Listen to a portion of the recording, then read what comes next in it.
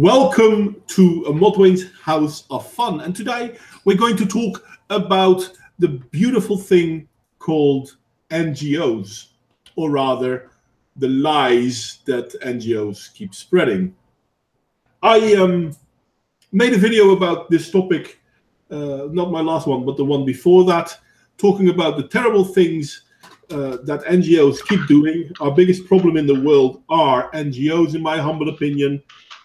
And to talk about this, I've got Carlos with me, and I've got Elicia with me. And Elicia was kind enough to present a bunch of articles. Some of them I actually linked downstairs. And I'm really curious how you guys will feel at the end of this talk. Hi there, John. Hi there, High Desert Pioneer. And let's get this thing off the ground. Elicia, do you want to take it off? I do, actually. So here's what's crazy, right? How many people are in the world? 7 point something billion. Yeah. Now, right now, there are approximately 10 million NGOs operating all across the globe. And yet, with that amount of organization, that amount of things, we have not seen this kind of division and dependency in certain areas at any other time. So how anyone could think that they're an act or something for good, they're missing the boat. They're missing the boat. They're not seeing what's happening. And behind the scenes, we've seen a steady increase of unscrupulous humans that use these NGOs not just as a tax shelter. I mean, that would be bad enough, right? Fine, I can almost deal with that. But they're using it as a way to not only manipulate and control countries, they're also using it as a playground for their depravity. And until we bring some information to the people, I think it's going to continue, because 10 million. And that picture I sent Modwain of a small town in Africa where a little girl is walking to school. She has no shoes. The school has no running water. And yet there were 800 NGOs operating in that town alone. And yet the school did not have clean water. Okay, that's my rant. Yeah, well, the thing is, I started this talk not so much last week, pre-stream last week. I was talking to the people in the stream that I wanted to do this topic this week. Here is the problem with our current society. We have a lot of NGOs, as Elicia just basically told you, which is true. And they all are helping everyone. Well, not everyone, sorry, almost everyone. Because they don't seem to give a fuck about countries like Ukraine. That's probably because most of the people there are white and Christian. And yes, of course, they care a lot about Syria, but they didn't care about the Yazidis. Yazidis. Thank you. The Yazidis within Iran, Iraq, and Syria, because they are Christian. We have people talk. Yazidis aren't Christian. They're some other religion. No, they're Orthodox, but it's a form of Christianity. No. Yeah, they are. The Yazidis are sort of like Zoroastrians. Oh, okay. Well, then I'm mistaken. Anyway, that's just. But fair enough. Yeah. If we look at South Africa has huge problems where a lot of people are getting murdered, amongst which are white farmers who can't even get help from the government because they're white. Do NGOs care about them? No, because they're white. If we look at Zimbabwe, white farmers getting murdered and basically kicked out of the land. Did NGOs help them? No, they didn't. But after they destroyed the farmlands and they destroyed the farmers, they found out that they were basically lacking food to eat. and suddenly the NGOs are all over the place wanting to help Zimbabwe. The thing is, I've kind of noticed that the NGOs aren't really in it to help anyone. They're in it to make people dependable on them. If you don't have enough food, I will bring you food. But you have to allow me to bring you food. It's kind of scary because there have been several countries in the world who have already said, you know what? There are no more NGOs allowed in this country. Mm-hmm. Because most NGOs are pushing a globalist narrative, whether you like it or not, you have to agree with them. The NGO. Oh, sorry. I thought you. No, continue. I thought you finished. And the West, well, the West politicians might know it, but people in the West don't recognize this. They don't see that they are constantly being played. They are, yes. NGOs, I remember, I don't know if you must remember, Modwain, you about the Live Aid. Yeah. It sort of started it all off. Live Aid, there were NGOs back then already, but that one made it big. Made it big, yeah. They made them popular, they made them current. There was famine in Eastern Africa, which happens regularly. Mm-hmm. And you know that what they did was basically give them food.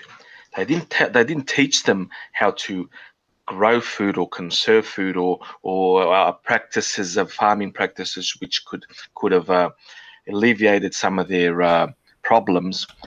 Firewood that they didn't have. Like now, some are beginning to do that by planting trees so can have firewood and also retain moisture in the soil, etc., etc.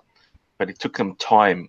But the errors that were committed then are still repeating now, but on a different field. Instead of the agriculture, on other field that like trafficking, human trafficking, that's happening into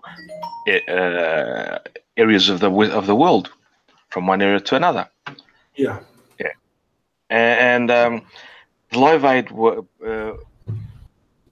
only exacerbated the problem when when they ran out of the food and they ran out of money. They became even worse than if they hadn't gone there. Yeah. I think it was 2 years after that one. Yeah, the famine was way worse than it was in the year that started Live Aid. Exactly. And started to feed the world narrative. But because of the feed the world narrative, the problems became so much worse. Yeah, because the people didn't give it. They said, "Oh, good, we're going to get money. We're going to get food. Why should we do anything? We'll just wait here." Yeah.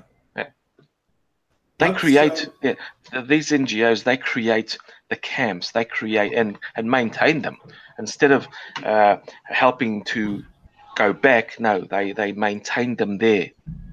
Yeah, it's almost as if they need the NGOs to exist so that they have a job, so that they feel important, almost like a leech or something, where they're like, oh, but I'm helping, but I don't want to help too much because, you know, if I cure the world of hunger, then what am I going to do? How am I going to be the savior? Yeah. And that's the thing. If we look at countries, I mean, NGOs have been growing. All of the NGOs have been growing. There isn't one NGO out there that can say, you know what, job done. How the hell is that possible?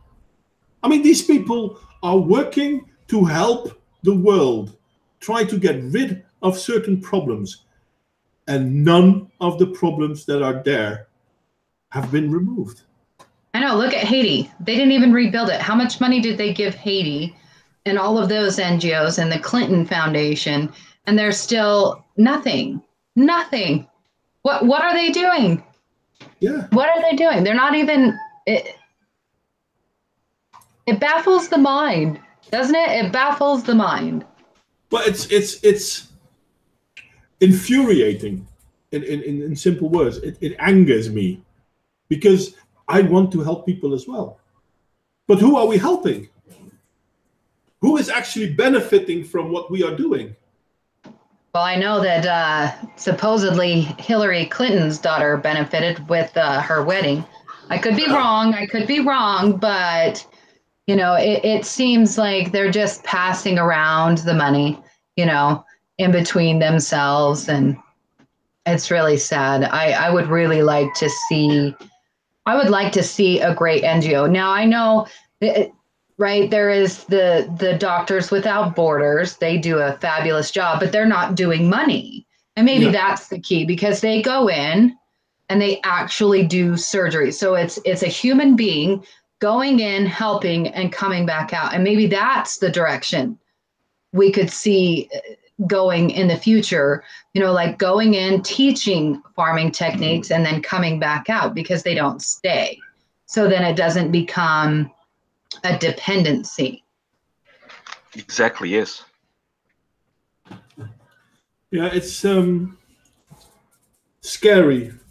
And the worst part is, if we look at it worldwide now, people are actually putting their hands together, trying to help NGOs even further, even though nothing an NGO has done has actually helped anyone.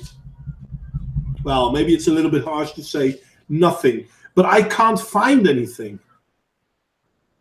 I can't find a success story. And that pisses me off. How come we are still spending billions on something that hasn't really helped anyone? That's really depressing. It is depressing. I think if you go back, right, if you go back in time, maybe you have different, well, but they're not NGOs. You just have different organizations that have gone in and have actually helped. But it's such a hard thing to prove, to show, to find. But that's what these predators like to do, is they like to hide and make it so massive that you can't pinpoint down the starting point, who's behind it, who's helping, who's not helping. Because like the article I sent you about the whistleblower, she genuinely was a good person and genuinely wanted to go in and help. And then you found out that there were so many people that wanted to get the information out, but we couldn't get the information out. So it's kind of this weird mixed up situation that people don't realize how bad it is until they actually go into the heart of it. Like my friend that I bring up every once in a while, when she went to Africa to genuinely help, she came back a changed person that had to get on antidepressants, just to deal with what she saw, and the evils all around her, even the organization she was working for. And then in that, she knew there was nothing she could do. What can she do? She is only one tiny human up against this machine that's been around since the 1950s, some of them the 1930s that we looked at. And you see this huge wave, this huge problem, and you don't know how to tackle it. But I think the first way of tackling these things is to make people aware that there's a problem. Sorry, I went on a little bit of a rant there. Sorry, guys. No, but you're completely correct. And yes, Dr. Phobos, the Red Cross and its many versions, like the Red Moon and whatnot, they are NGOs too. But do I think that the Red Cross is actually helping? No, I don't think they're actually helping. They're making people dependent on them. And creating dependency isn't helping. And that's the one thing I can't wrap my head around. I mean, the Red Cross has been giving food aid in a lot of African countries. They've made people depend on their aid. They've made the warlords richer as well, but they haven't really changed anything. Well, yeah, and they won't change anything. We saw, and I'm glad that he brought up, I'm sorry to interject here, but the Red Cross. So the Red Cross, there was a huge scandal, and people actually finally got to see how they operate. If you look into how the Red Cross harmed people in Katrina, they weren't serving the food that they should have been serving, whereas locals had to come in, and the Red Cross would try to basically stop them from serving their food so that they could keep their money flowing to them and weren't doing a job. So the Red Cross at one time, yes, I believe that they did do good. But I think what happened in Katrina exposed how the Red Cross is just a money-making machine who gives a little bit back out to the public just for show. Yeah. But the thing is, if we look at Katrina not too long ago, if we look at Haiti, and Haiti, I never understood Haiti to begin with, because Haiti suddenly had this is an article, I think I have it here somewhere. No, that one. Was it this one? No, not this one either. Oh, bloody hell, I can't find it really fast. There was an article, and I think you sent it to me, Elicia, about how Haiti had an outbreak of, what was it? I think cholera. Yes, cholera. Thank you. Yes, which hadn't been on the island for the longest time. Yeah. And the only reason it actually got back into the island, I mean, cholera is a bacteria. It doesn't exist out of itself. Yeah. Now, certain situations have to be agreeable for it, and being hit by a disaster will create favorable settings. But the UN actually imported the bacteria. Yeah. And that actually caused more. The hugest health risk on the island. Yeah. And the one thing that I really don't understand, I mean, if we look at Haiti was truly devastated. Don't get me wrong.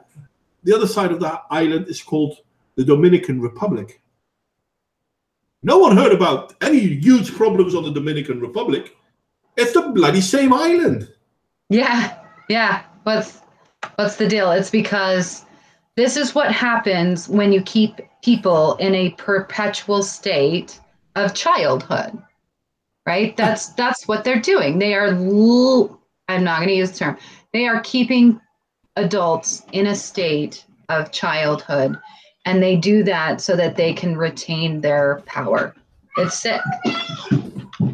Yes, yes, Dr. Phobos, the United Nations actually imported cholera into Haiti. And let me see if I can find that article back, because I can understand that it's a little bit difficult to believe. I think it was this one. Yeah, it's this one. Wait a second. Why can't I find it then? Oh, that's why I accidentally clicked it away. I had it opened to share if we were to come to this article, and I'm going to share it now. Give me a second. Hello, John. How are you, man? Hi there, John. By the way, you're muted, mate. I can see you talking, but I can't hear you. Well, thank you for recognising I exist, Mod, because I really wanted to speak to some points you had been raised earlier, and I'm trying to signal this to you. But I didn't mute you, mate. No. In all fairness, I don't really look at the screen because I was trying to get a lot of other data ready as well. But what did you want to say? Okay. Alison Tiemann did a brilliant video the other day. I've linked it into the chat. It's ostensibly about the differences between the way men's problems and women's problems are addressed, but what it was actually covered in detail was two very different charitable ventures. One was where one of these NGOs or somebody had gone into a village, built pumps, and because they'd done it for the village, every year they'd go away, and when they came back, the pumps are broken and the village had gone back to the old manual methods of hauling water from miles away. The other method that was used was somebody went in and did an analysis of what the village could do for themselves. And what that resulted in is they loaned the village money. The village had to pay it back, but it was the village who built the machinery in the well, knew how to maintain it, and even managed to produce a surplus of water, which they could then sell for revenue to neighbouring villages. And it was comparing the mentality of these two approaches, how not providing money actually is better than providing money. Yeah. Well, providing money is never a good idea, to be honest. No, but it's saying that that is actually worse to provide money than to not provide money. That what you do is you get people to help themselves, and then they grow from it. Yeah, but that's the thing. If you provide money, you create dependency. And that's the problem, because that's what all NGOs have been doing for the last several decades. By the way, Dr. Phobos, you asked the United Nations import cholera into Haiti. I shared the article. There hadn't been a case of cholera in Haiti for more than 100 years when the outbreak took place in the wake of the devastating earthquake in 2010. The Haitians suspected it was connected to a sick Nepalese on a UN base of the stabilization mission of Haiti. That was the only person that had cholera when they came there. Cholera is a bacteria. If it's not on an island, it's not on an island.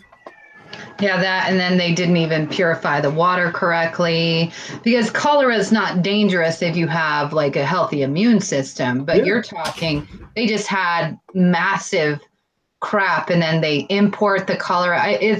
It was not very well thought out, especially when you're providing medical help to a small island. You know, you have to test people before you go in, like test them for TB, test them for cholera, test them for the little things that will kill a lot of people when water is not readily available. Clean water is not readily available. I don't even understand why water wasn't available. I mean, the UN is officially a military force.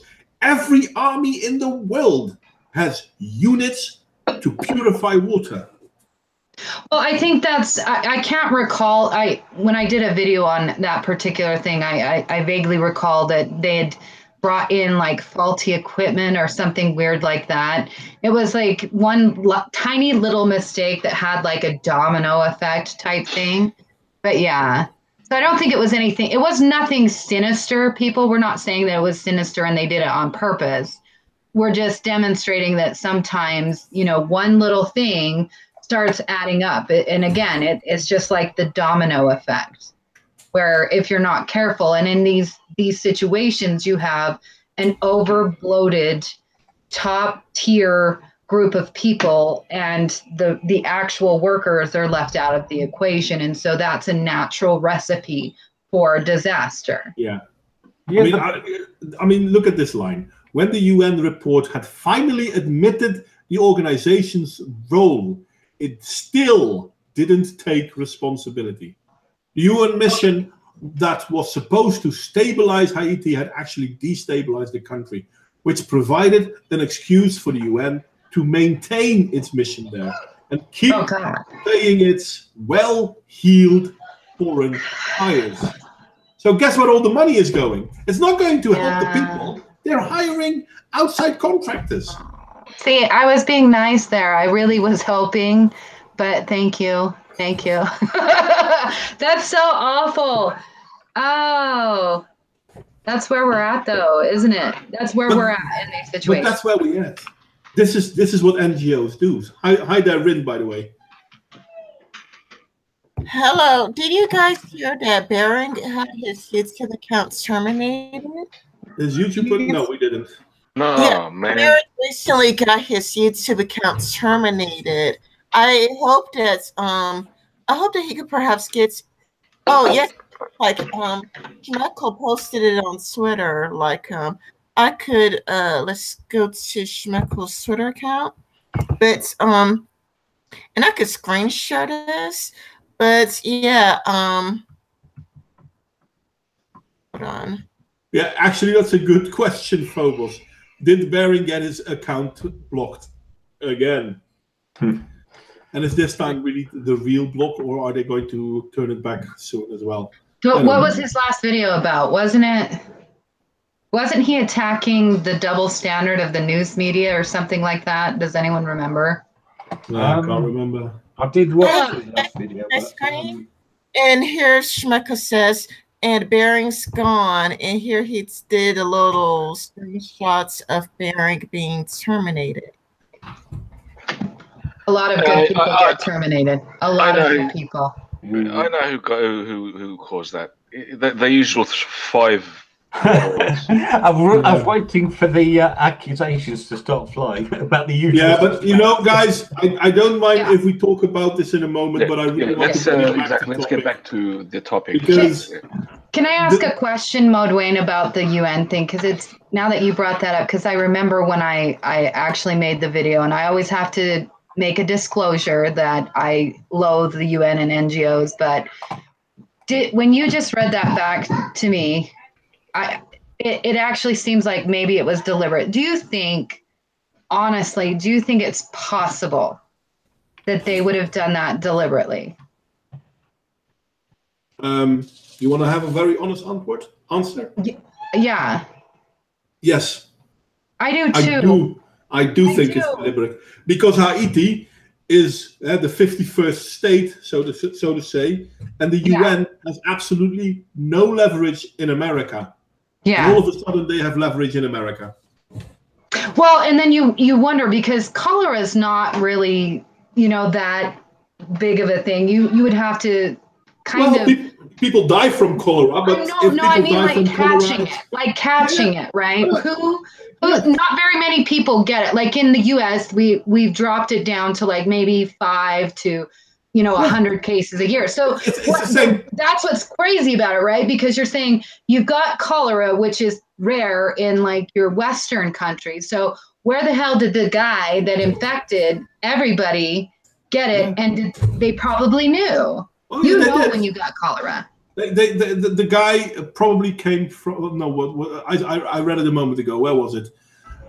A Nepalese guy, a Nepalese UN member. Are you kidding me?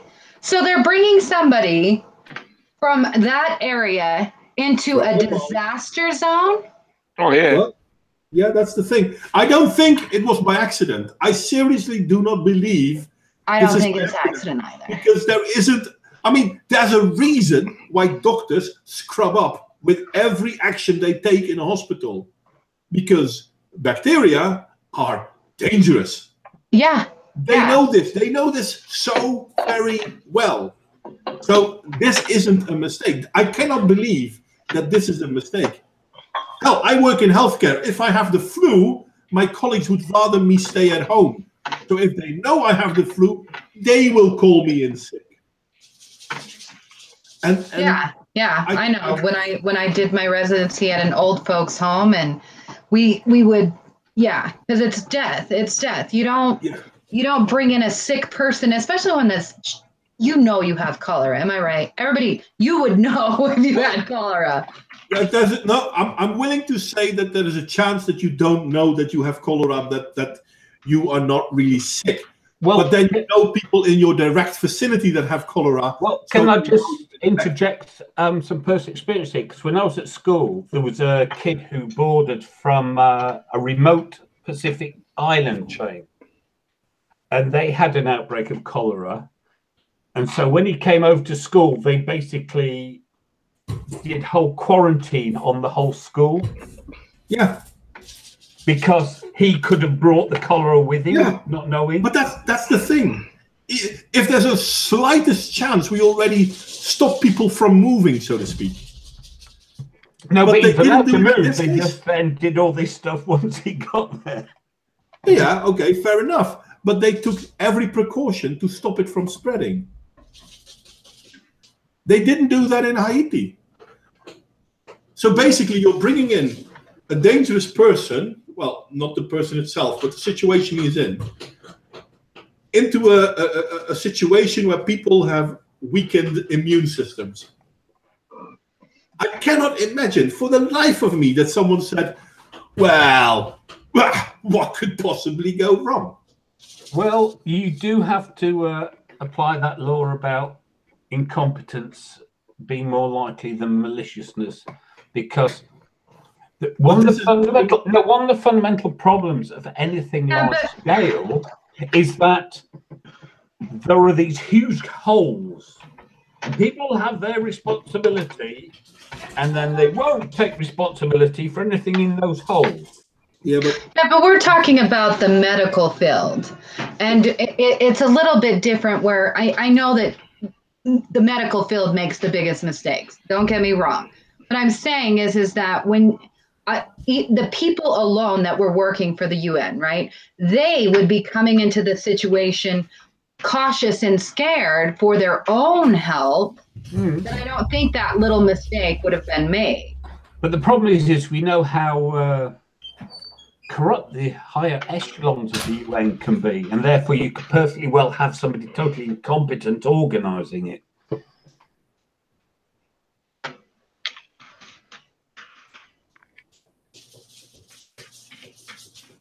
Silence.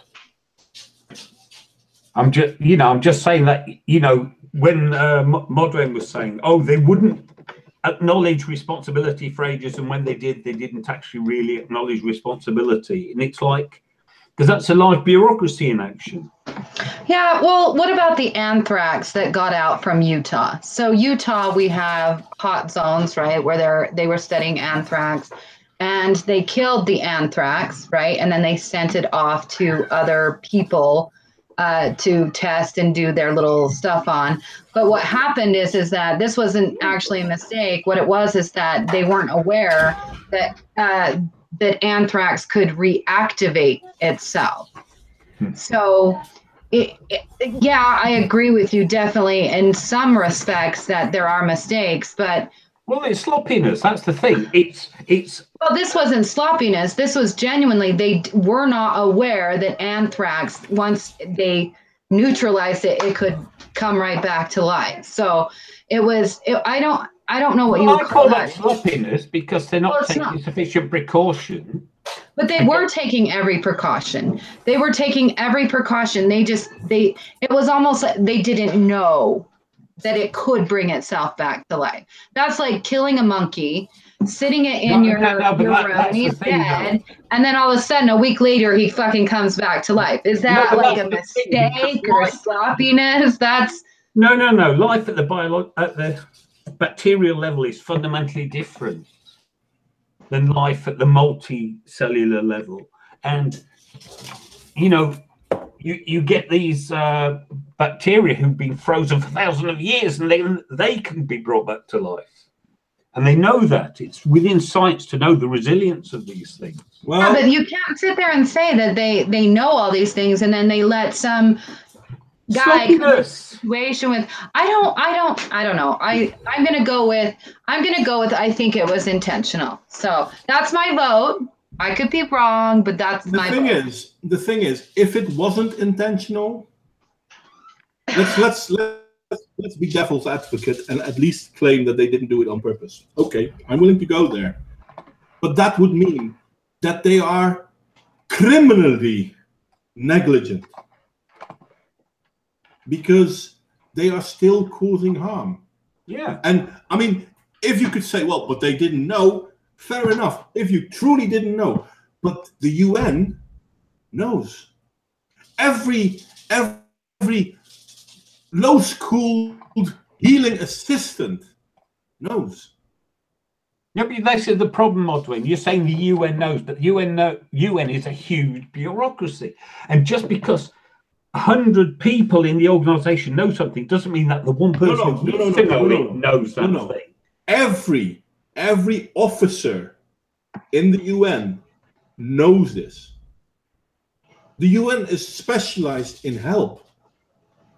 They are often going to places where people are sick, where people have reduced resistances. Ebola. For example, Ebola. They know this or other shit. weird diseases. They know that shit. Exactly. That's what I'm saying. It's not like it's some newbie. It's not newbies, right? That's been the UN. They go in, they're dealing with Ebola, they're dealing with anthrax, they're dealing with HIV, they're dealing with all of these weird exotic diseases. So the people that are volunteering, the people that are working on the ground level, right?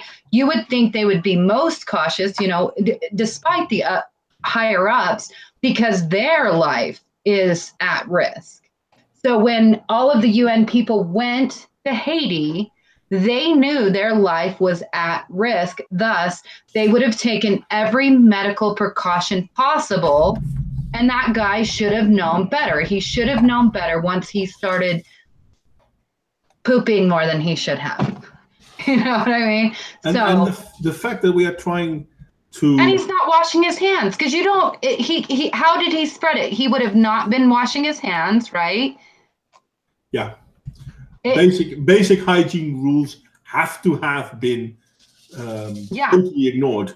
Because one of those bacteria that doesn't really survive well out in... Exactly. Just because cholera, you get rid of it by good hygiene practices, and you have to have serious mishandling. You know, it's not like staph or any of that crap. I mean, it's basic shit that wash your fucking hands and you'll be fine. Well, yeah, it's been carrying within the intestines, doctor. You're correct, but it has to get out of there. Him hugging someone isn't going to be enough. Yeah, I mean, like it would needs to be spread. Yeah, it has to be spread through poop, right? This is why certain countries. This is why certain countries are called shitholes, not because they aren't as developed as others, but because these countries shit out in the open, and that causes diseases like cholera. Because the cholera spreads, the poop dries up, the bacteria start to die off. If you breathe it in fast enough, you are infected. Well, not so much breathe it, usually drink it or taking it by. Yeah. But if you have dirt on your hands and you eat, you're fucked. And that even then, cholera doesn't have to be a huge problem, but it is, because these people have weakened immune systems. That's what kills them. Yeah. It's almost like if they would go there and create. They go to help people, but one or two people have influenza, the flu. Well, that's not a big deal. Yeah, but people still die of the flu, especially people with weakened immune systems. Yeah, that would be like walking into an old folks' home. Yeah. Oh, I'm just going to walk in, you know, I'm going to shit on the floor and feed everybody some water, and, oh, they'll be fine. They'll be fine. No, they won't be fine. And people know better than that. So, I don't know. Should we move on to the next NGO? Well, yeah. Okay, let's go to Oxfam. Oxfam had also a little bit of a spat. People disliking Oxfam all of a sudden. A little spat? You mean systematic sexual abuse? That's what you say. Personally, I agree with you. Don't get me wrong. I do agree with you. But according to The Guardian, lies and exaggerations, says Oxfam official accused of hosting sex parties. So yeah, you can say he was doing this, but he's saying, nah. Yeah, it's a Guardian. Zero credibility. Indeed, there is that. But it's even in their own piece. I mean, the former senior Oxfam official accused of being at the center of sexual misconduct ring while working in Haiti has hit back at the lies and exaggerations about his case. And even The Guardian puts this in parentheses because... Yeah, but not in the title, though. No, unfortunately not in the title. They should have done that in the title as well, because the guy is full of shit. I mean, a lot of people, including, I'll make it a little bit clearer. A lot of people, including the international media, will be blushing when they hear my version of the facts. And I'm like, dude, why would we be blushing?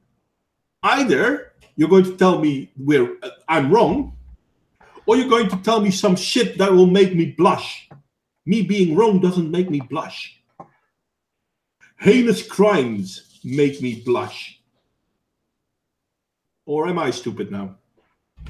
I mean, there are things correctly described. Well, if he thinks that the media is capable of blushing with embarrassment, he's a fool. Well, yeah, that too. But seriously, there are things correctly described. I mean, I'm sorry, they're describing how you guys had sex parties there. And your response is, well, there are things that are correctly described. Okay, fair enough. Well, it's going to go through his lawyer, obviously. He's not going to talk himself. Hi there, Square. Nice for you to come. And hi there, Dark Conservative. And anyone else I haven't said hi to, hi. I'm going to continue, though. But if I've also read a lot of lies and exaggeration. Parties every week, chic villas, women paid with money from the organization. Mind you, he's only questioning it. He's not denying it. I know it's silly of me. Oh, sorry. Well, it all depends on the meaning of the word is, remember? Yeah, true. But yeah, no, it wasn't every week. Well, it might have been very regularly, but not every week. And chic villas, well, it's nothing compared to the stuff I have at home. And women paid with money from the organization. Which organization are we talking about? Oxfam. Oh, well, I'm not going to answer that. If you read the rest. And now everything appears exaggerated, and that hurts, especially because my family does not want to see me anymore. Guess what? You're a sexual predator, and your family doesn't like that. I'm not quite sure if I should feel sorry for the guy. Or actually, I am quite sure, and I'm not feeling sorry for the guy. This is why, though. I'm going to go to the bottom. This is the main thing.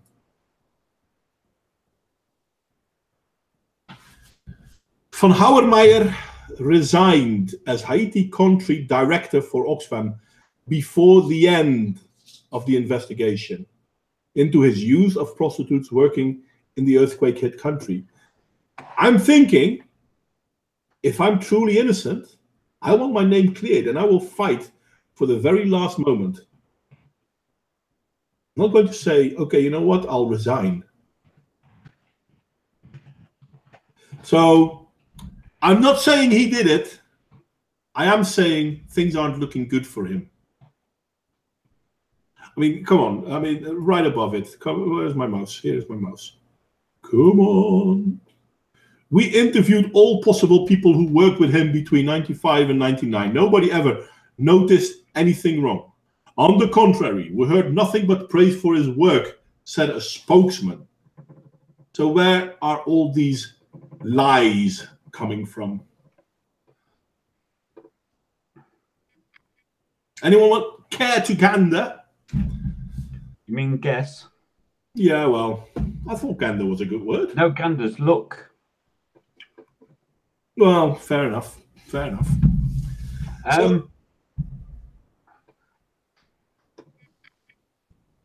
I was going to say, then my brain broke. Yeah, but that's the thing. And I mean, I didn't know. Sorry, I know what I was going to say.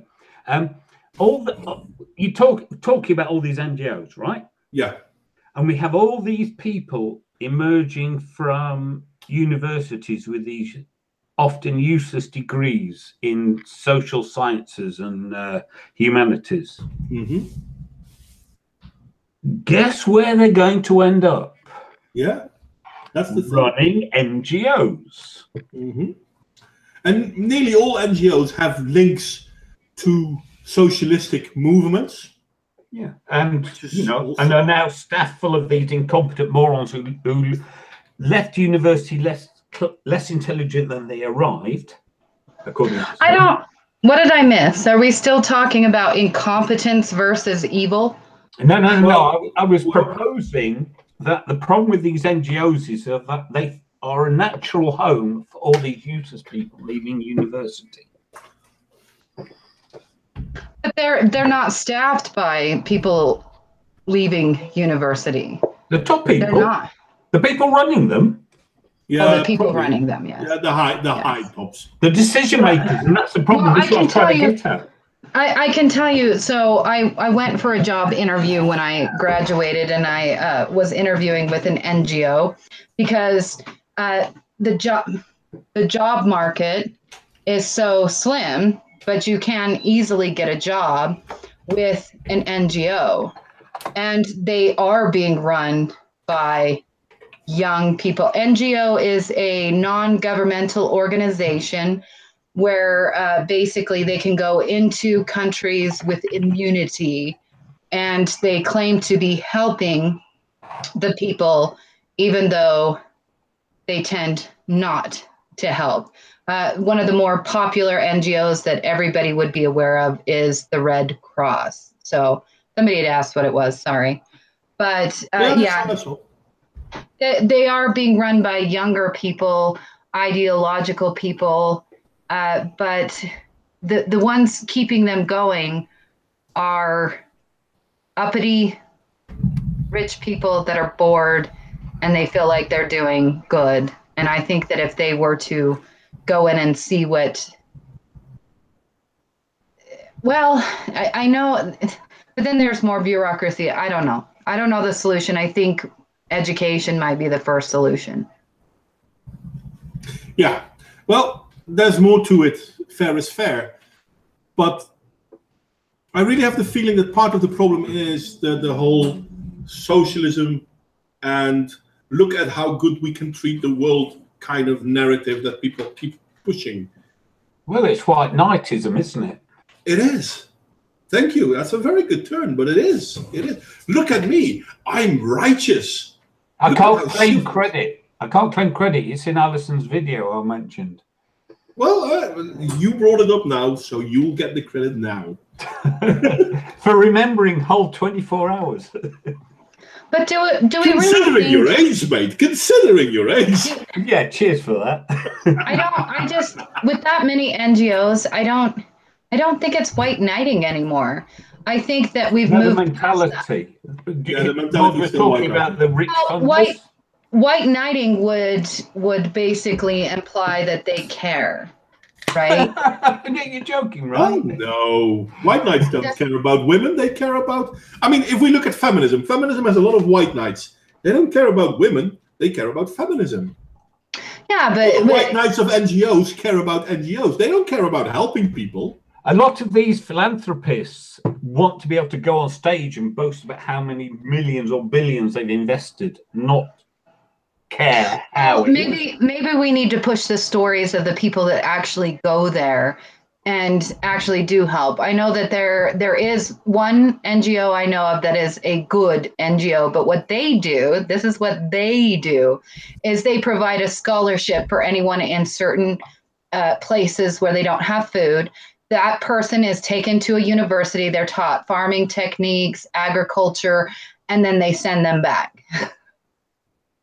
Yeah. So maybe we just need to advertise the good ones.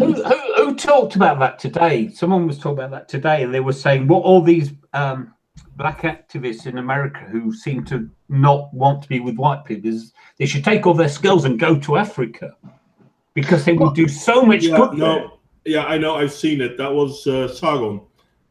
Sargon basically said, well, okay, if you hate the white world so much, go to Africa. They're jumping for joy when you come because you have the skills. They need human capital. They need skills. They need, you know, well, education. And I mean, they're killing their white trained people. I mean, Zimbabwe, obviously, South Africa now basically doing the same thing. Well, they have been for more than a year now. I mean, the only exception at this point in time is Nigeria, but Nigeria is in a civil war between the Muslim farmers and the Christian farmers. Well, the Muslims and the Christians, to keep it simple.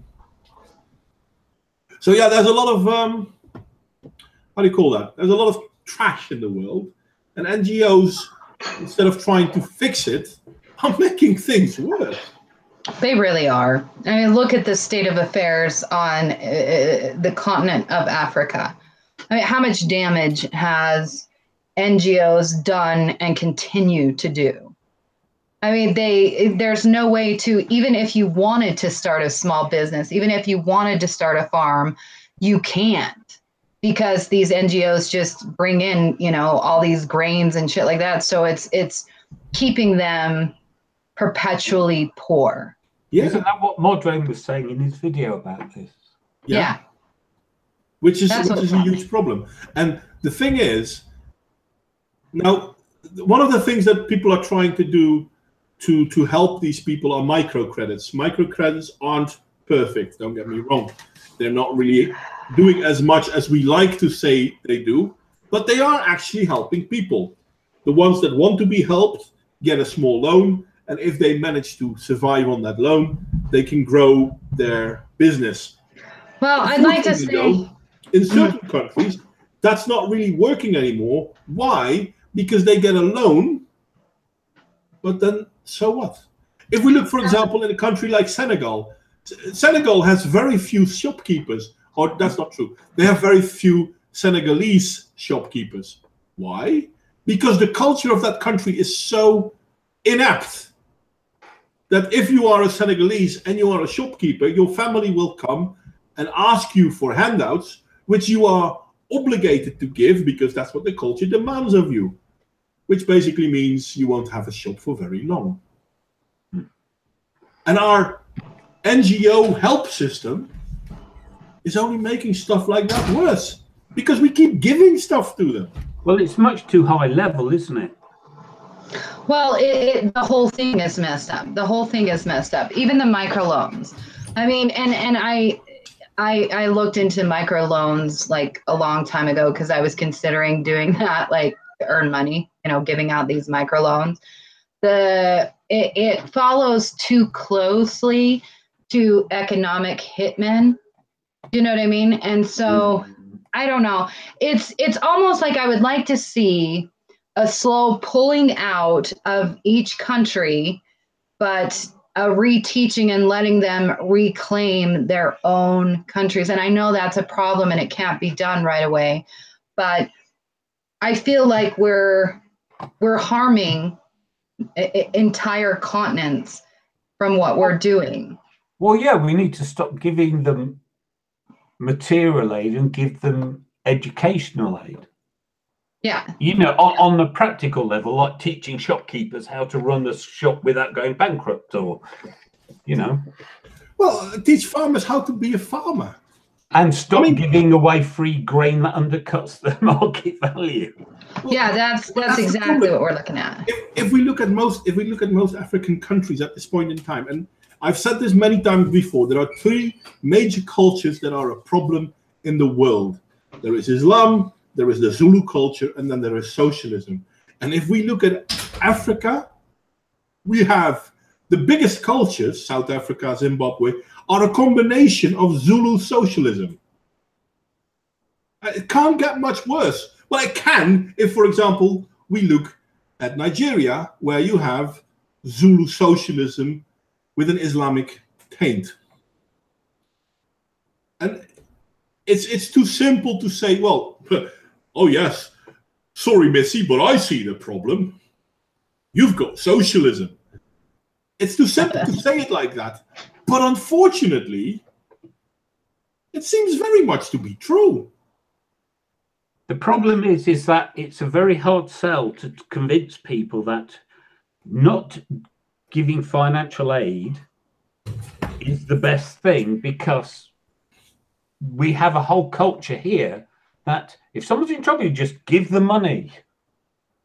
You know. It's not helping. I mean, look at the end of the Second World War. Second World War, Europe was destroyed.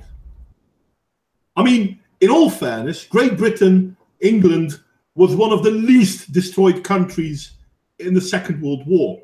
And even England was destroyed. Yeah, but also we were the one country to carry a massive amount of debt to the US about after it. Well, yeah, but I mean, even without the financial aid, even without the Marshall Plan, which helped, for example, Germany. But if we look at Poland, if we look at Belgium, if we look at the Netherlands, all these countries, even though they got, well, they loaned money from nobody really, but they rebuilt.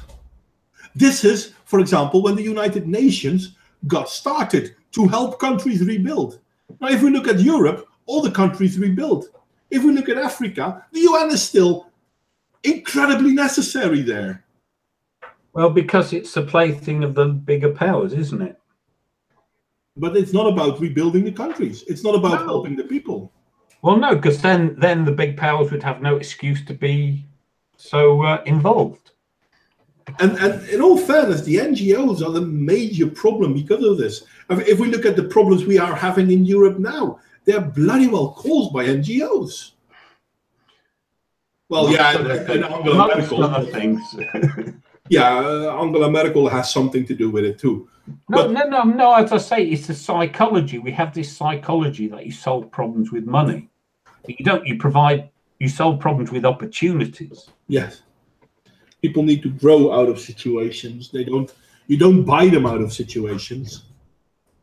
I mean, there was this proposal, I think it was Labour, saying, oh, at 25, everyone should get £10,000. And it's like, I cannot think of anything more moronic. Yeah.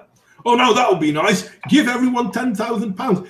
That would be really nice. Yes, but you will also teach them that money has no value.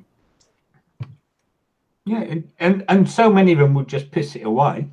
Oh, yeah, I would. I won't lie. Now, if you give me £10,000, yeah, I've got goals to fill with those. But if you would have given it to me 20 years ago, thanks. That'll be a holiday or two.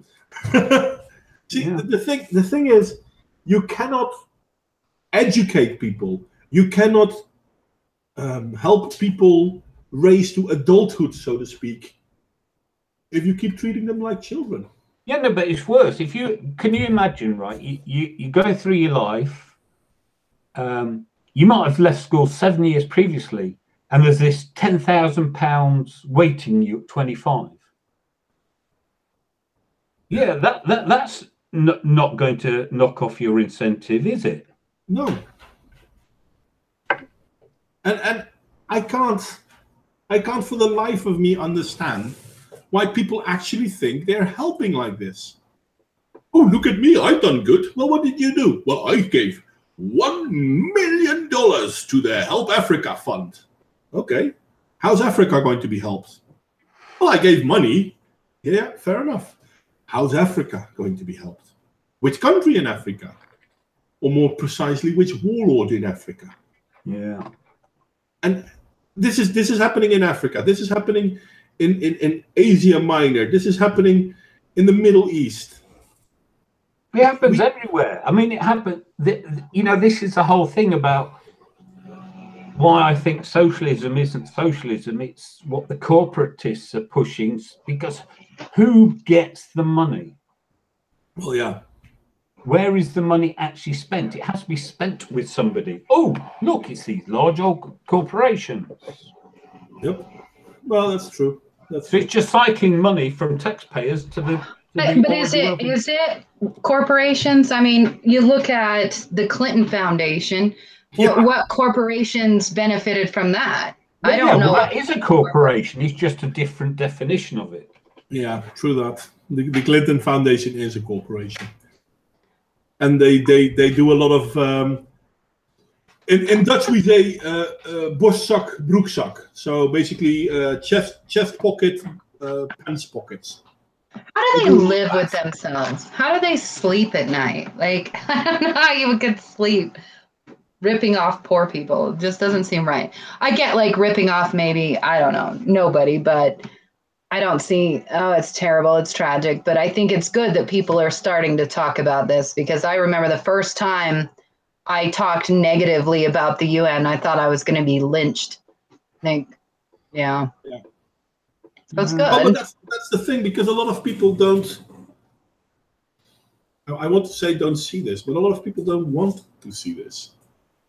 Because we want to think that we are doing good. They want to think that the UN will help them and that the Red Cross will help them, because that's what they tell us and we believe it. But it's not just that. And and it's the same problem with the European Union. When you get an organisation one level removed from the people you actually get to vote for, they're unaccountable. So what do people do? You can't go out and campaign and vote against them. Yeah. So even if you are outraged, what are you going to do about it? Because they're one step removed from accountability. It's scary though. And hi there, Real Raven, welcome. Even though you're on your mobile phone. I want to address High Desert for just a second. It's true, High Desert, depending on where you're at, whether or not you're going to be lynched by talking bad about the UN. Like, I can safely talk about homeschooling in Utah, and I'm not going to be lynched. But if I go anywhere else, then people are going to, like, throw rocks and shit at me. So I guess it does. It does depend on where you live and the society. The thing is also, you can talk badly about the UN, but you can only talk badly about the UN as an organization. You can't talk bad about the good things they do. It's like the left basically saying to us how terrible the police are, how terrible the government is, and how we all need to hand in the guns because the government will take care of us. There is so much of cognitive dissonance in that, but they don't see it. They don't recognize that. They don't have this problem. It's not cognitive dissonance. Well, once Saudi Arabia got voted on the Human Rights Council, it's over. Anyone left thinking there's any credibility left in the organization.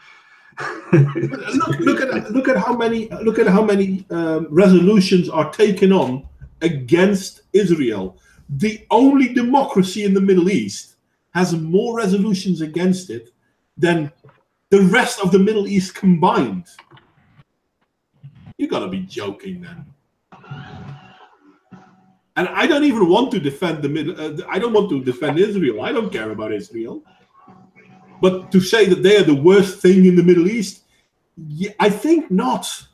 Well, you see, the thing is coming from Britain, we have the same problem with Ireland.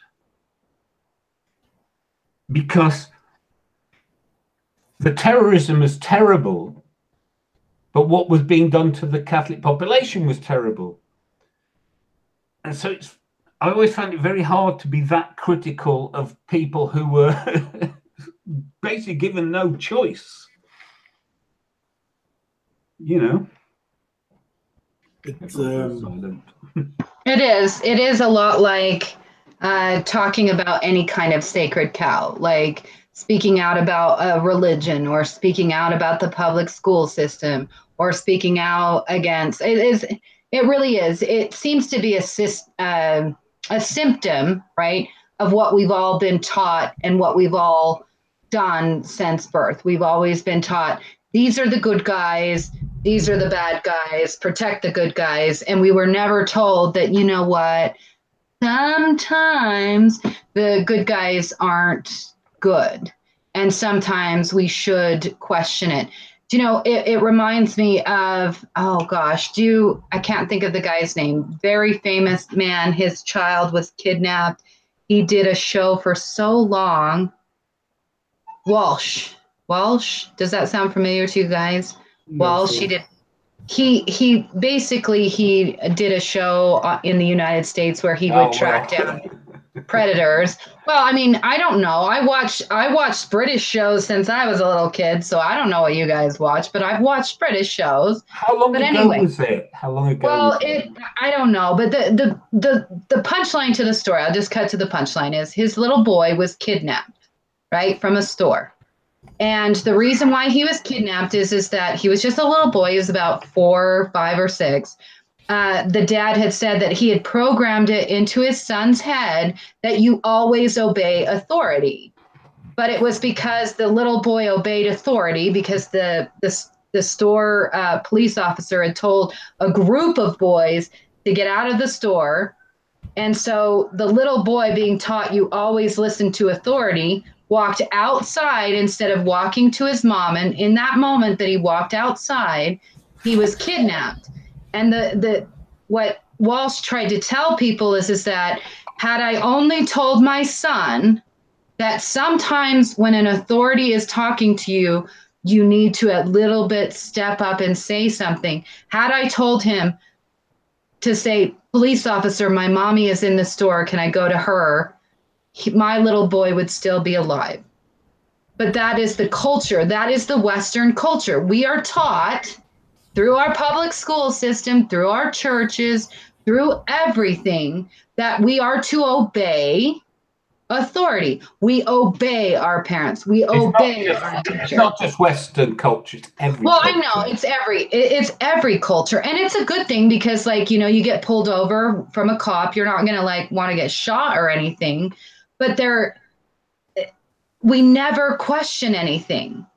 Well, and because of that, all of these those natural contrarians. Well, I know, but I'm just saying is that it just seems to be that we've set ourselves up for this, and we have all of these sacred cows, and now our sacred cows have been taken over by the most disgusting people in the world, and now we're kind of screwed because what do? How do you wake up the masses? How do you say it's time to question everything? No, see, here's the thing, because I don't think you have to wake up the masses. Here's the problem. You were saying you were scared to criticize the UN because you thought you were the only one having questioning thoughts about the UN, whereas the chances are most people have questioning thoughts, but no one dare talk about it because everyone thinks they're the only one. And that's how you control the culture. Theory.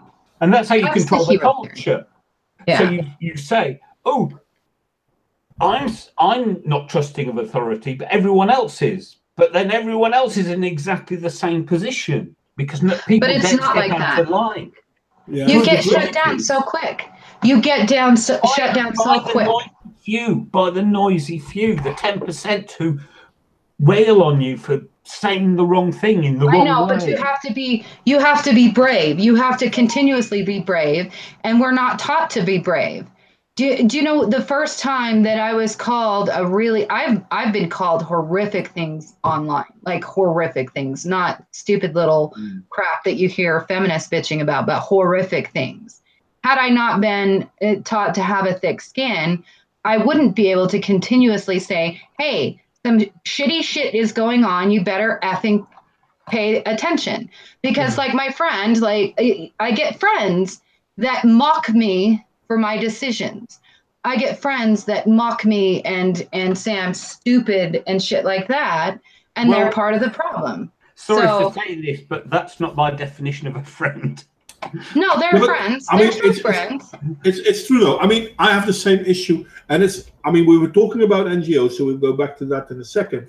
But the mindset, it's like I have colleagues, and I'm sorry, but in my job, people have to be reasonably high educated, and if I then talk about them, for example, the whole "it's okay to be white" thing, I had colleagues actually looking at me and saying, "But isn't that racist?" They know me, so they wouldn't want to call me a racist because they know I'm not. But then they hear me say, "Well, it's okay to be white." Yeah, but isn't that racist? So I have to explain. Well, that's the thing. I have to explain people with a higher education that if it is okay to be anything, it's okay to be anything. Yeah. And then they're like, and not all of them. Some of them are so dead set in their rejection of reality, so to speak, that they will say no. But a lot of people would like, oh yeah, okay. Well, it sounds a bit weird, but yeah, okay, it makes sense. It's the same thing about how feminism. Oh yeah, feminism. Oh, yeah, but women only get paid 70%, and I'm working in healthcare. I've got 4 male colleagues and 60 female colleagues. Yeah, look at that guy. Do you think you really get paid that much less than me? Well, no, obviously not. But that's what you're saying. Yeah. It's true. And then you lose your job. I mean, how many people have to hide themselves on the internet? You have people with death threats. I mean, it gets to a point where it is really hard to speak out, and it has nothing to do with that other people think that way. It's really that small mass of people that keep us all in check. And that you have to be able to transcend that. You have to be able to transcend that. And I'm lucky because I live in a state, I live in an environment that is supportive of my views. But if I were to say live in New York, my husband, I would have been fired by now. We would have both lost everything. Speaking of that, Grim Jim Modwain uploaded a video today, and someone who's going after him hardball. I haven't seen it yet, sorry. He got 3 strikes. What, Grim? No, well, no, they made 3 accusations of strikes on his video.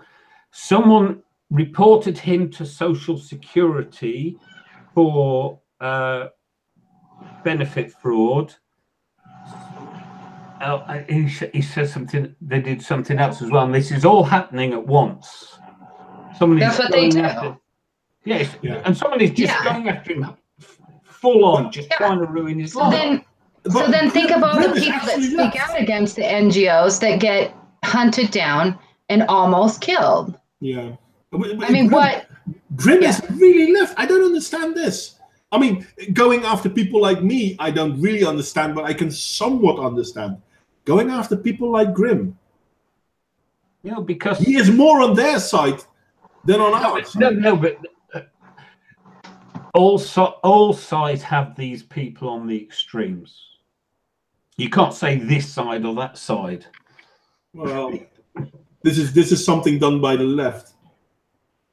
I've never heard of people trying to get people fired or trying. You'd have to ask Grim, because he hinted he had an idea who it was, but he wasn't going to say it. Well, that's what you gotta. It'll be fine. I mean, so I guess let's get back to the NGOs because I think it's wonderful. And I feel so great. I was so happy, Modwain, when you brought up that you were speaking about NGOs. I was rather excited. I knew this was for you. I really wanted you to be here as well. Yeah, I felt less alone in the world. But I don't like I mean, the whole thing is that NGOs want to control the world. I mean, that's what they do. It's just like a bunch of little tiny different countries. But the sad thing with NGOs is they're not held responsible for their actions, and they have immunity. Like, can you imagine going and breaking a law somewhere and it doesn't matter? Yeah, bizarre. Who came up with that crap? I get it from the beginning. Because, like, let's say I worked for the UN. I know they're not an NGO, but I worked for the UN and I had to go to Saudi Arabia. Obviously, I would want some immunity, so I could, like, show my hair or something. Or drive. Yeah, I get it. But what we're seeing with the NGOs, especially in Africa, and the story I sent you about the whistleblower, is that you have some NGOs being hired and running sex rings. Sex rings. Yeah. Both males and females. This isn't just a female problem. They like to sell little boys. Little boys are very popular. And I try to make that very clear to people that the pedophiles like to skew data, and they always like to just paint this picture of girls. Stay focused on the 12, 13, 14-year-old girls, because over here I'm just gonna take a group of 4-year-old boys. I'm gonna sell them and pass them around. It's fine. Those girls, look at them. Don't worry about the 4-year-old boys. And then when they get caught, they can't be prosecuted. That's some. Well, the trouble is 70 years is a long time for things to go really corrupt. Yeah. What starts off small and sincere You know, I don't think it is. What is sincere? The public school system. Here's an example of a sacred fucking cow. The public school system. That is everybody's sacred cow. Don't say anything about the public school system. In the United States, I don't know about your guys' country, but in the United States, it was started by corrupt men. It started in corruption. It wasn't made corrupt. It was started in corruption. And how do you know? How do you know that each and every one of these NGOs wasn't started in corruption? Because it sure seems like corrupt, evil people seem to start shit a lot easier than actual, genuine, good people. Yeah. Sorry. Andrea. No, you're correct. And the thing is, the road to hell is paved with good intentions. I've mentioned this one in pre-stream. The problem is that people only look at the intentions. Oh, but they mean well. Yeah, but they're doing it because they want to help people. Yeah, okay. Well, you know this, but are they actually doing good? Yeah, but I mean, I can tell you stories about, for example, factories that have been built in countries like Zimbabwe, South Africa, Tanzania, paid with NGO money for millions of dollars, and no one works there because they don't have the energy to get the factory running. But they build the bloody thing anyway. Yeah, but that happens here. When my wife was going through a cancer treatment, we were told about a brand new treatment ward they'd set up. Mm-hmm. And because of different budgets, they have this wonderful new, fully equipped ward, and no staff because there was no money to actually pay anyone to work in it. Yeah, well, that's bad. But building a factory somewhere... No, I'm just saying that it's the same fundamental problem. Well, yeah, there are, you know, I just thought of an actual good charity. It's the Ronald McDonald House. I know that sounds so funny because Ronald McDonald, but Ronald McDonald House actually does deliver on that. But I think they're just compensating for, you know, creating the shit that they're doing. Yeah, it's kind of like an act of contrition, you know, because that's what my mind is doing. Maybe that's the problem. We're always going, oh, yeah, but there's this one. Yeah, but there's this one. But overall. Well, see, when Modwain was talking earlier, I was thinking, well, a fool and his money is always parted. And if you want to part a fool from their money, how about just making them feel good? Yeah, well, and that's probably it. I can't remember who said it. It was a long time ago. It was a man that wanted to, who was one of these rich do-gooders, right? Rich do-gooders. I know that he was, no, do-gooder, because he wasn't giving money. Oh gosh, you made me lose my train of thought. He was a eugenicist. That was the word that was coming to mind. Anyway, he said that he kind of looked at poor people like they were dogs, you know, like he loved the little doggies. And he said, just because they're stupid doesn't mean they should suffer. And so he's like, we can treat them this way and make it a little bit better. So I wonder if some of these NGOs aren't actually run by people that genuinely just think that these groups that they're helping can do anything. Like they maybe genuinely have the mindset. That was exactly what I was saying earlier about white knights. Oh, okay. I don't because that's the thing is you go and rescue the helpless, somebody who can't help themselves. That's what a white knight does. You rush in and save the day, and the point of it is to get all the glory for being this wonderful person, for being so selfless and caring and brave, which is why it's a white knight. Yeah. But I like white knights because I'm a woman and I'm weak. I need me my white knights. No, you should be one with that hair. In all fairness, Elicia, you probably won't get any white knights because you don't believe what they do. Oh. And in all fairness, I'm not a white knight. I'll fight for women, but I'm not a white knight. No. You don't have to fight for women to be a white knight. Just have somebody sufficiently portrayed as sufficiently helpless. Yeah, well, I'm seriously an old school Azatru. Well, I'm the opposite. No, listen. I am the God-centric bone in my body. The gods help those who help themselves. Well, when I call out for help, my husband always runs to my aid. That's why I love him, because he's there to take care of me and protect me. Yeah, but I like that. You do the same for him. If he called out to me from a dark room, I don't know, man. I'd be heading for the kids and trying to bolt out of the house. No, I would. Because that's the point, is when you have that kind of relationship, you're there for each other. And so you, as a woman... All right, I guess we're going to get it off cut. I love the NGOs. So we got to stick with the NGOs. Let's cover that last bit. Let's get this done. Because this is probably my last live feed for quite a while, because Devin goes back to work. And it's sad.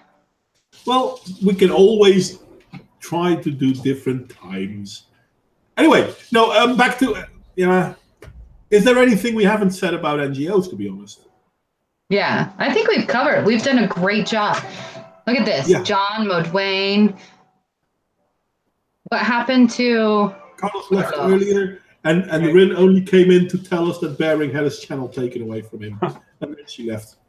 I did suspect when I saw the three of you pop up at the start that Carlos might not be around for that long, because he often goes to bed early. Yeah, lately he goes to bed early, which, in all fairness, is understandable. It is late. Yeah, it is late. At least on our end. Maybe I need to. The thing is, I don't have a steady day off. I do work mostly late shifts, and if I work a late shift, I can start at the time I usually start. But I can't say, okay, I'll do it every Wednesday at this and this time, because sometimes I have to work on Wednesday. Yeah, it's true. So it's just going to be an interesting month for me. So, but I'm happy. But in all fairness, I would love, totally off topic, I would love to do a live stream with both of you, by the way, to basically tell people, or let people get to know you. Who are you? What are you standing for? What are your motivations to do things, etc., etc. I would love to do that, not just with the two of you, with other... That's a great idea. That's a great idea. Wasn't that what Rio was proposing a few weeks ago?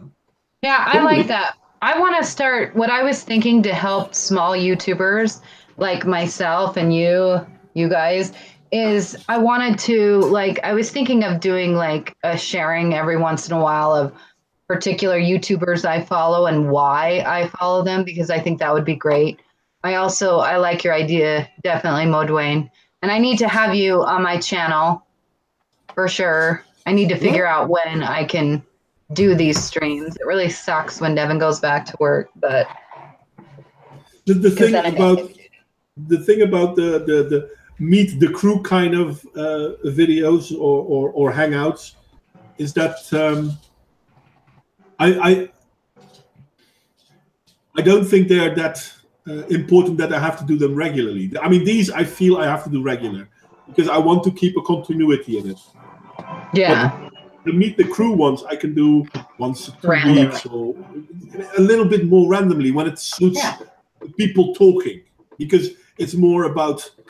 I mean, these hangouts I like to do because I like to talk about certain subjects and I want to help people understand what the hell is going on. Yeah. Meet us. I'd like to do to meet us. Who are you? Who am I? Who is Modwain interviews? What do you want out of life? What are you asking for? What are you doing? And most of hidden purpose. And most of all, what does 42 mean? It's a funny number, mate. It's the answer. No, it's a funny number. But it's the answer. It is the answer. But it's the number he chose because it was the funniest. Probably. No, it is. I've seen the evidence of this. He admitted it in an interview. Yeah, He was going through all the numbers, and he decided that one just was the funniest. Yeah, the thing with him. I mean, let's be honest. You know how many times the Hitchhiker's Guide got rewritten? Well, the three, the radio, the television, and the books all tell different versions of the story anyway. Yeah, indeed. And I mean, he wrote the book. Then I think the first was the No, he did the radio show first. Yeah, okay. And after that, he wrote the book. Then they made the television show. And they changed the story a little bit. So he changed the story. Well, the television version was much, much shorter. Well, that too. So he had to truncate it and obviously cut out characters and storylines. Yeah, but then he came with the book again, and then the first movie was made. And anyway, doesn't really matter. But I think it's brilliant. I mean, that dude basically published the same book 3 times. I have to respect that. Anyway, so yeah, I would love to do. This is future rent. I would love to do meet the crew kind of videos. Square. That means I want you in there one day too. And well, you got to do her last because I'm not following her. She's too smooth. But I mean, I might after a while stop doing a meet the crew and I start doing meet blah blah blah, because there are more people that I think are interesting to learn about. And of course, we all know about Sargon and we all know about Bering, but there are slightly smaller YouTubers that still have an important message, like Rin, which will obviously be one of the people I would like to have. Ain't no smaller than me. Well, but I would also like, for example, to talk to people like Satsu or never mind. I'm not going to do the whole list. Fucking hell. I want to try to get the chick that does the queer kid stuff. I want to figure out a way to get her on my channel. So bad.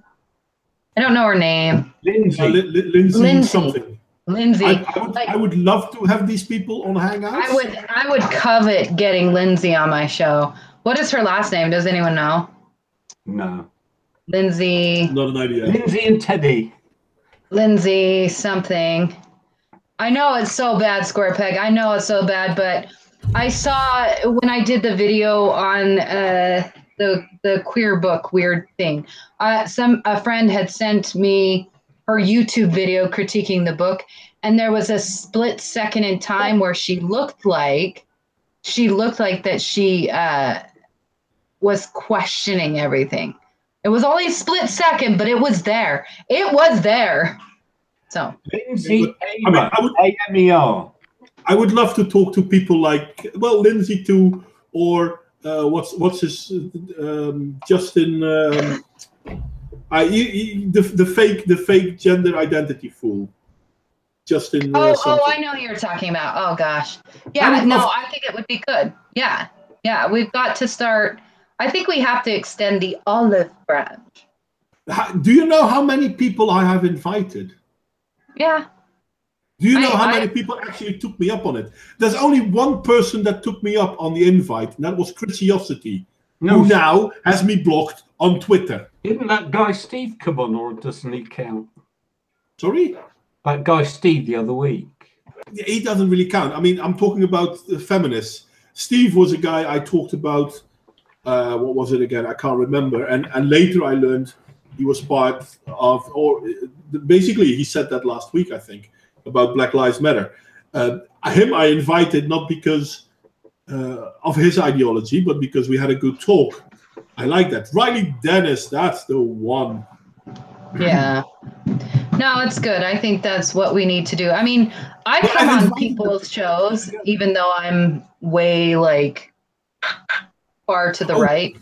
By the way, can I say something really not related, but I really want to say this because for fuck's sake, I hate being right.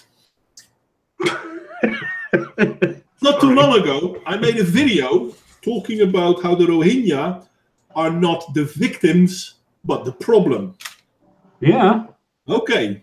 Amnesty International is now recognizing Rohingya militants massacred Hindus in Myanmar. Yeah, because the mainstream media only came in at the backlash. They didn't see what stimulated it, which was going back years. Oh yeah, it's going back to the 70s. Well, it's going back even further than that, but Myanmar wasn't really that much of an open country, to be honest.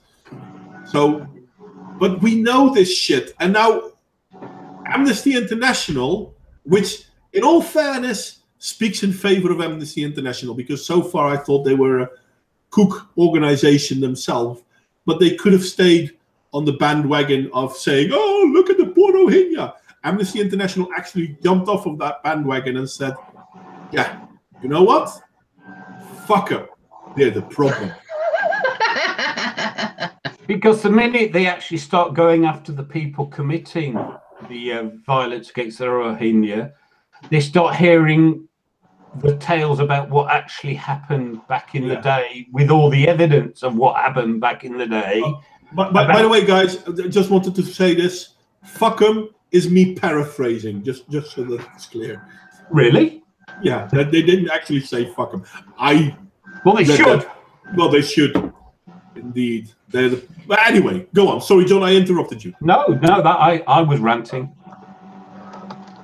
And it's beyond stupidity to me. I mean, people are complaining about, oh, look at the poor people, this and that here and there. Okay, China is now forcing their Uyghurs to become non-Muslims. Okay. Yeah, okay. I saw that.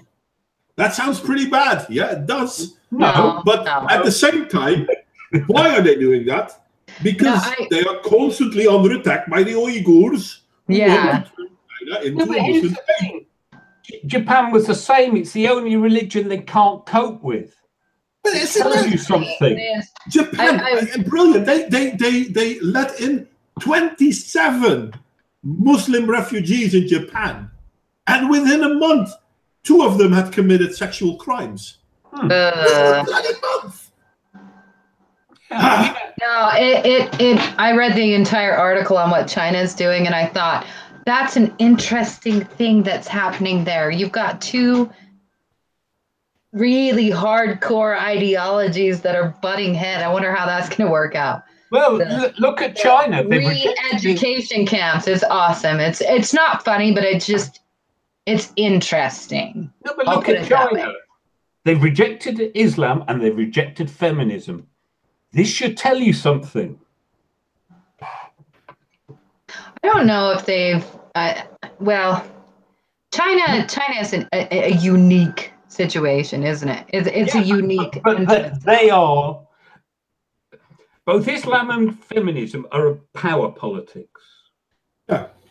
And China is, well, you know, with Mao and all that, kind of wrote the rule book. Oh, fucking hell. Out of the 3 socialist communist dictators with the most deaths on their hand, Mao is the biggest. And he had his whole social revolution, the Revolutionary Guard. Yep, which he then all killed because he didn't need them anymore. So sad. The world is complex. Should we wrap this up since it's getting late for y'all? Oh, I'm still enjoying myself. Okay, good. I start feeling guilty because it starts getting late and I'm like, are they like, oh. I'm free tomorrow. Don't worry about me. No, me, because my sleeping is random. But you know what it was good about it? This is what I always talk about. The one good thing that communism did was it ended foot binding in China. And literally that they did end the foot binding. So that was a good thing. I always try to find one good thing that every group has done to see if I can do it. Yeah, I think that's fair. I like to look for the bright side. That was it. No more foot binding. Hitler introduced paid holidays. Oh yeah. I don't think that's really and he a good... started programs to help people stop smoking. What? Hitler What was the the fuck? What kind of goddamn arbitrary shit is that? Forcing people to quit smoking? No, he didn't Because he was a force them. socialist. He helped I know them. he was a socialist. It really, the socialist takeover, like it has been. They've won, obviously, the culture war, and now we're trying to reel it back. No. They won the culture war, and now they are giving it back. They're not oh, you're being sarcastic. No, I'm not. No, I mean seriously, because they're not giving it back. You're joking, right? Why do you think all the resurgence in Trump, after all the identitarian attacks on white people? Yeah. They're giving it back. They are going so far, they have so lost their heads that people are going... I think that's a lie. I know that I feel like they're trying to make us feel like we're gaining headway, but I don't see it. Give me an example, a true example of where we're making headway. Yeah, you voted out Brexit, right? So you guys voted to leave, but you ain't left yet. You're still following the same fucking rules. I mean, somebody show me the example where the right is winning anywhere. No, I'm not talking about the right. I'm not talking about Brexit. The right. I'm talking about the anti-authoritarian. Yeah, show me one example where the anti-authoritarians are winning. It's a change. It's not a victory. Yeah. Where is the change? Where is the change? The change is pretty small at the moment. It's small. That's what I'm saying. But there are... England is locking. Well, UK is locking people up. Laws are getting more harsh. China implemented the good citizen number shit.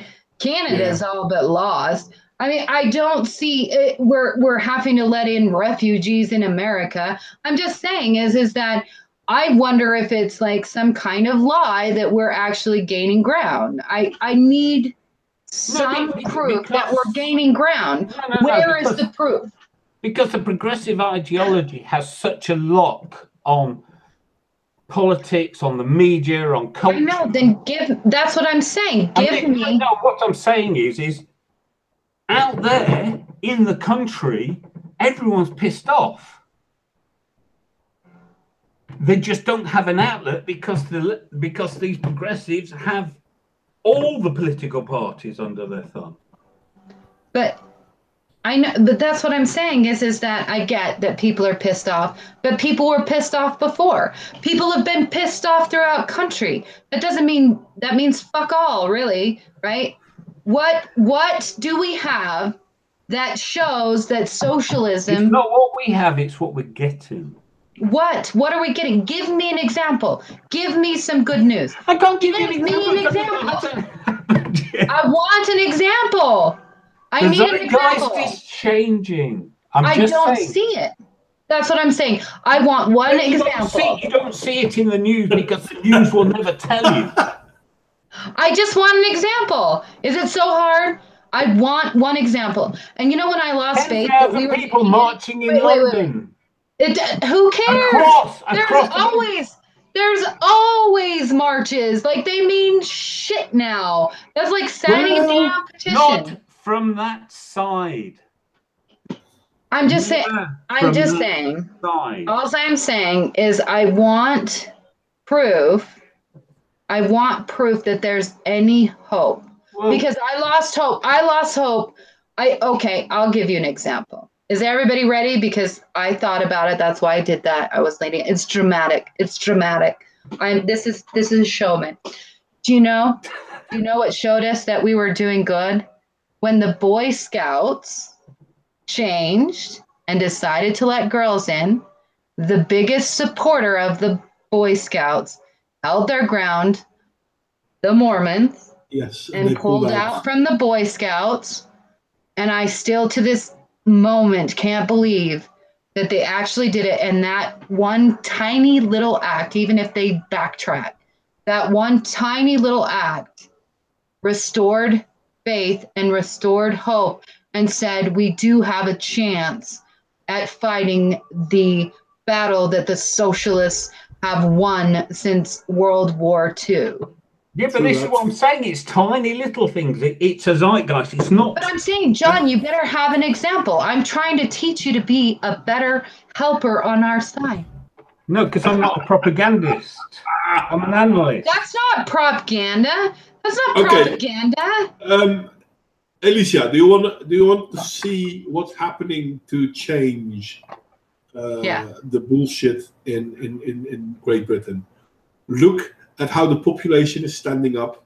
For example, in the Count Dankula case, how many people are standing up and saying shit. Look at how people were in London, which is what John referred to a moment ago, protesting against the loss of speech rights and the. I mean, just look at the reaction to the Cathy Newman interview. Do you guys not? Do you guys not protest? Convinced. Okay, that is a cultural thing because we have a protest in America every effing other week. So we don't. I just assume it was natural. Not on that side. Not on that side. I'm sorry. I live in America where we constantly have protests all. Okay, Elicia, I'm going to tell you a joke which will probably make it clear. Okay. Oh, when Obama got inaugurated, everyone was there. Where were all these people when Trump got inaugurated? At work. Does that make sense to you now? Yeah, but it's not. See, I think that's where the problem comes, is because it's different over on your guys' side of the pond. Not really. The people, for example, a lot of people that we now call right wing, which is bullshit anyway, they're not right wing. They're centrists, and they might have a little bit of a predetermination towards conservatism. These people work. These people don't go out and protest. They don't have the time for it. They don't really have the will for it. Protesting is something the left does. Yeah. On every fart that they drop out, if the wind is not standing in the right way, let's protest. Oh, but there's too much rain. Let's protest tomorrow. And they have all the time to do it. Yeah. There is no such thing as a poor person that doesn't have time. Now, there are working persons that don't have time, but you won't find a lot of working persons on the left extreme and the left, well, even on the left center, to be honest. Most of them have loads of free time. One of the reasons, obviously, being that if they have a job, they slightly stop being left. Or they might still be centrists, and they might be left-leaning centrists, but they're not left. So for the right and for right-centrist people to stand up, and for left-centrist people to stand up and protest, that means a big deal. And especially in countries like Great Britain, in countries like the Netherlands, these aren't countries that do well on protest. And the thing is people say, oh, well, the government won't listen. The protest isn't for the government. The protest is for the other people. Yeah, to know, hey, this is what's happening, you're not alone. Yeah. It's like, I mean, you want to know the biggest protest that Great Britain has seen in the last 100 years? Yeah. Biggest protest. It's called the Brexit. The Brexit was the biggest protest seen in the last 100 years. None of the politicians saw it well. Nigel Farage saw it coming, but none of the politicians saw it coming because the right and the right centrists. But it's not about being cocky. I didn't see it coming either. I won't lie. But that's because it was the silent majority that stopped being silent. Well, it's less a silent majority, it's a silenced majority. Yeah, well, that too. Fair, yes. Because people have been trying to say this for decades. Yeah. But no one wanted to hear it. Well, this is By why for everyone, I mean the media, the politicians, and Yeah. all those with a vested interest in the Brussels gravy train. Yeah. Which is scary if you think about it. But this is, I mean, this is not just happening in Great Britain. Look at Italy. Look at the Netherlands. Look at Belgium. Look at France. Look at Germany. 70%. What about Hungary, Poland, Czech Republic? Well, but the politicians there actually listen to their people. But if we look at the West European, bigger, it's the same thing. True that. But if we look at the Western European countries, 70 to 85% of the people are against the way migration is going now. But the politicians aren't listening. Well, no, because the politicians are the only ones who want the bloody thing. Them and their paymasters in business. True that. Which is weird. And God knows how long it'll happen until it backfires massively, and I fear blood will hit the streets. Yeah, and this is the thing, because, like you say, the working people, those who aren't professional protesters, it'll take an awful lot to make them snap, but that'll make them snap all the harder. Yeah, that's the thing. And we've had rioting throughout the country in the 80s, and it led to a massive, legislative reaction because it scared the shit out of the government. Yeah. And that'll be nothing to what comes this time. No, because this time I fear people will actually not even riot against the government. They will actually turn on people. They will actually turn on the people they feel are a problem. Well, everything's set up for that. Yeah, we're seeing it. The steps for genocide and war are all there. So it is at this point just a matter of time. But that's why it was. Sorry, go on. No, that's why I try to make it clear to see that there's any hope of stopping it. Any hope. That hope is dwindling. I really hope it will stop. I really hope bloodshed is not necessary, but that hope is dwindling. Well, if we go to war here, I got myself a purge list. Oh yeah. Yeah, but if we go to war, it will not be a war. It will be civil war. Yeah. Which is still a war. Don't get me wrong. I agree, but yeah. It's the worst kind. Yeah, it is the worst kind. It's brother against brother, and I mean that in the most general sense of the word. No, it's just, it's so painful. It's so devastating, and it's quite effed up that our government is the one walking us towards that cliff. Yeah. It's just, it's so. In America, with the coming of Donald Trump, the agenda poised to try and destroy America has gotten a dent. I won't say it's true. Trump ended it, but he surely put the brakes on. He really did. We dodged, I think, the world. And I'm not trying to be cocky about America, but you're right. You know how we are. You know how we are. We like to pull out our guns. But I remember Hillary Clinton running for office, and I remember this fear of, okay, that's going to be the end. That's going to be the end. If Hillary's elected, I need to get as many effing guns and go up into the mountains. Great. This is going to be great. And to this day, Hillary's family has so much power. Mm-hmm. I still don't know how she didn't win. I know everybody says, I knew that. No, I don't know. No, I'm being serious. No. What's I don't even think it was arrogance. I know everybody says that, but you have to understand how powerful this family is. Yes, but here's the thing. She didn't campaign in many states because she just assumed she'd win them. But so in America, but wait, in America, the elections are won in the primaries.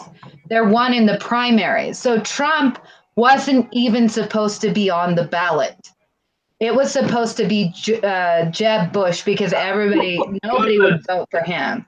And I knew that they had talked. I'd gotten many surveys. They give me surveys and shit because I actually do them. That was the plan. Yeah. So what I'm talking about is they let the two parties actually vote at the end, but the pre-election, how the hell Trump was able to hold on to that pre-election is fantastic. They didn't understand. Because here's the problem. He wasn't against Hillary then. He was not against Hillary in that moment. The real race had nothing to do with Hillary. No, but here's the thing, right? When you live in your elitist bubble and genuinely think nothing and pay no regard at all to ordinary people, you're not even aware of them. They're not a noise you just hear all the confirming noises, the 97% confidence Hillary will win polls. Yeah.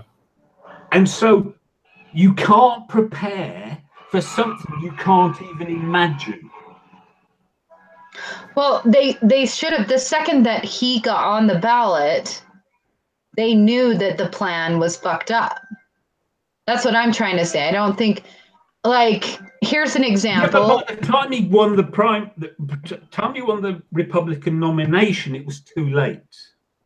Yeah, and in all fairness, defeated him at the start of the Republican primaries. Yeah, but it wasn't played by the Republicans. The game was being played by the Democrats, and they never thought Trump would come out as a Republican. Don't forget, Trump was a Democrat until he ran on the. He is a Democrat. He's a Democrat. I'm sorry. Everybody knows I voted for him, but he ain't no Republican. But there's key factors, tiny little things that make him a Republican. Just tiny little things. But overall, he's a Democrat.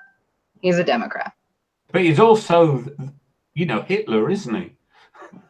Well, I love the fact that everyone thinks he's a racist. But they didn't think he was a racist until he actually started running against the Democrats.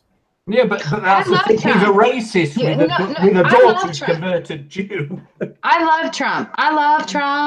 Trump is excellent. I love Trump. Did you guys ever watch him on his show that he did, The Apprentice? No. Hell yeah. I never even liked Trump. He was so awesome. He would fire people and tell them to stop being little pansies and shit. It was great. Well, yeah, that was good. I think that's probably why he got the vote that he did, because we all watched that show. In all fairness, I mean, how many Miss Universe pageants did he run? A lot. If he's really such a misogynist, why did none of them stand up? I know he's a smart, intelligent guy. They use this rhetoric over and over again that's crazy, and until you learn that it's rhetoric. I remember the first time I was called a Nazi, it shocked me, especially over the video doesn't even exist anymore, right? So I've been on YouTube for a long damn time. I did a video on a book called It's Perfectly Normal or Natural or some shit like that. And all I said is that it shouldn't be in elementary schools. I was very specific about it, not a big deal. And it was probably one of my first, besides vaccines, don't anyone bring them up. But besides that, the only political thing that I had done, and I had a bunch of people attack me and start calling me a Nazi for wanting to take this overly graphic book that can't even be in prisons because it's considered pornography out of elementary schools. And it shocked me to a point where I actually took down the video, and I don't think I made another video for months and months and months because I was reevaluating it. I thought, am I a Nazi? Because it's hard for someone like me that, my history, I got blonde hair, blue eyes, I'm related to Germans, and I'm like, that's the last thing I want to be. Have I turned into this? But after that, I I'm so grateful that I learned that sometimes people call you names for their benefit. No, they call you names because they don't have an argument. Yeah. But I didn't know that yet. I'd never run into it because I'm in Utah. We're like in this weird bubble. You know, we're in a weird bubble. Barely feminists are coming in and trying to ruin it at this point. The SJWs are trying to come in now. But otherwise, it wasn't like that. So it was a shock to the system. It was a shock to the system. Well, we'll see. We'll see how things will turn out. I'm worried. I won't lie. I am worried. Yeah, but the thing is a lot of what's happening is a sign of panic. And therefore, it seems bad because they're throwing their all in a last-ditch attempt to try and win people over.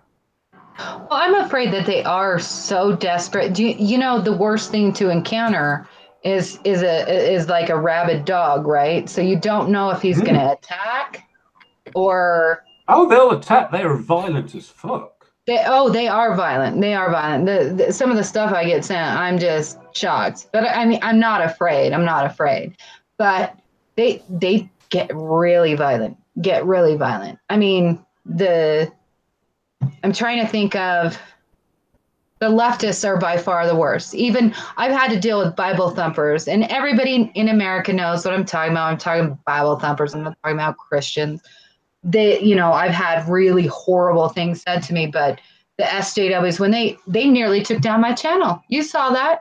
I was in tears, dripping, and it came down to... At the same time, I'm going to be rude, but I'm happy that happened because... No, you don't have to apologize, but I'm happy that happened because that gave us the chance to invite you here. See, it's not all bad. Every cloud has a silver lining. Silver lining. Yeah. No, I'm actually serious though, because if that wouldn't have happened, how big do you think the chances are you would have ended up with us? I don't know. I like to isolate myself, but I did find my real friends. I really did.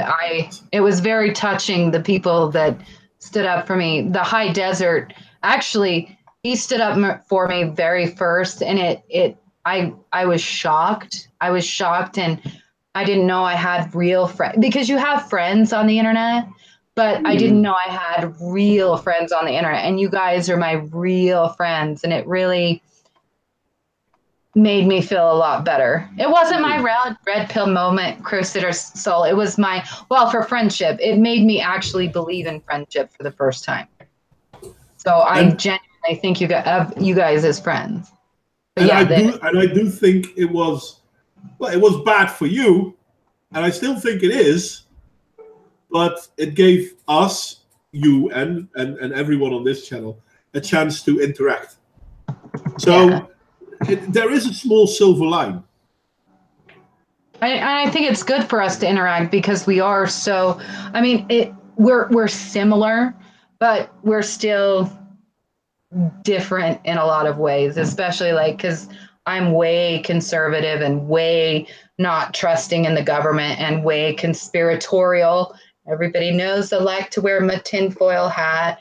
And Modwain, you're more level-headed, and John's more level.